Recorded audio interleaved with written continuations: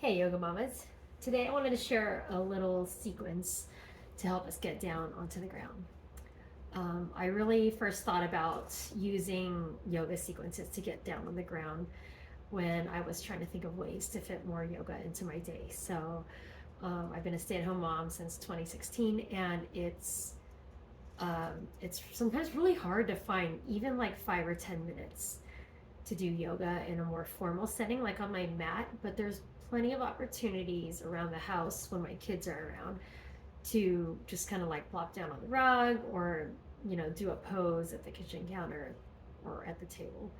Um, so I hope this inspires you to find those little pockets of time to practice.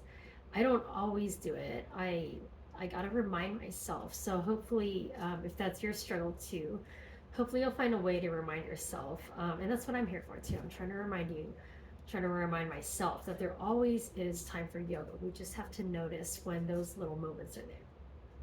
So this sequence is going to be pretty simple, and within the next week, I'm going to share a few more different ones to give you some ideas. I do suggest having yoga blocks. As I said in an earlier video, I think it was the one before this, if you don't have blocks, even a stack of books or something else that's firm and about this size can serve as blocks. You don't need the blocks. It just makes things a little easier if there's any tightness in your hips or your back or hamstrings. So you can use this video as a learning video and just watch, or you can practice along with me, moving toys while I do it. So come up into standing. This is called Tadasana, and Tadasana is just like your basic standing pose. I always take a moment to kind of shift my weight into Tadasana to really find my balance.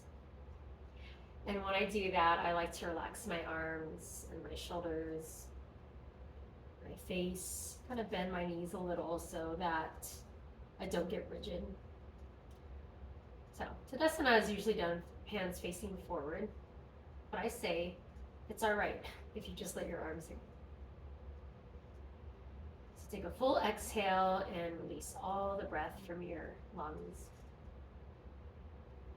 As you inhale, Urdhva Hastasana, reaching the arms up, you can look forward or look up at your hands. As you exhale, take a wide stance. Sometimes they call this star pose. You're reaching out to either side, top of your head reaching to the sky. Inhale and stay here. Exhale, you're going to turn your left foot out and your right foot in. As the left foot turns out, your knee bends. This is Virabhadrasana 2, also known as Warrior 2. Again, I don't like to get rigid. Feel free to kind of shrug your shoulders up and down, or even let your arms hang. If you have a lot of shoulder tension, letting the arms swing can feel really good. All right, here's where the blocks come into play if you want to use them. So here I am. I'm going to take a breath in and then pivot onto the ball of my back foot. I can have my hands down to blocks, or I can just stay up.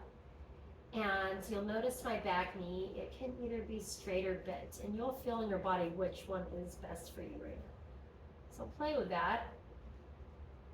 Again, arms can be in any position, hanging, hands supported, or hands to the ground.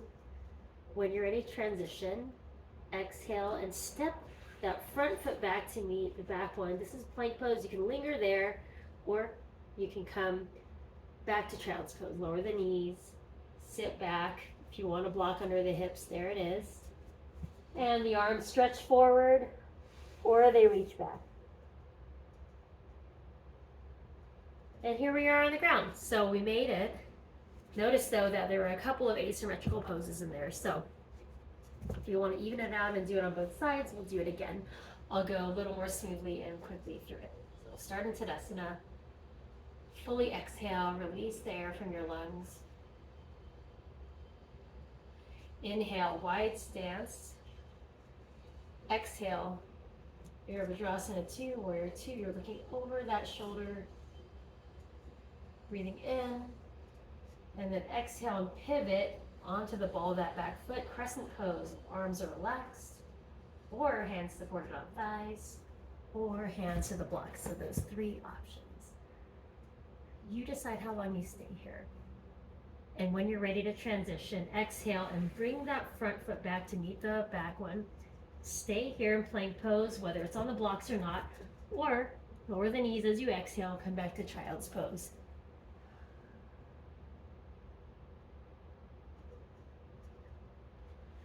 Awesome. So I hope you feel inspired to try that. If you don't remember it exactly, totally fine to improvise. You might have noticed that I actually didn't do it exactly the same on the second time. Who cares? So we're improvising, we're playing, and just letting ourselves have that moment. Literally, it might be like a 30-second bit of yoga or 1 minute or 2 minutes, but it kind of sets the scene for how you go about your day. When you take that moment to slow down, let yourself have those few stretches and movements, connect with your breath, and then get down on the ground and play with your kid. And the cool thing is, it sort of demonstrates how we can use yoga in life to our kids. So the more they see it, the more they might get curious. And next week I'll be sharing a post about a kids yoga practice, which you can use with your little ones, or just do it on your own if you feel like infusing your practice with some play. So I hope you try it. Let me know how it goes if you want. And if you want, visit urbanyogamama.substack.com for more posts on how to fit yoga into your lifestyle as a busy mom. Thanks for watching.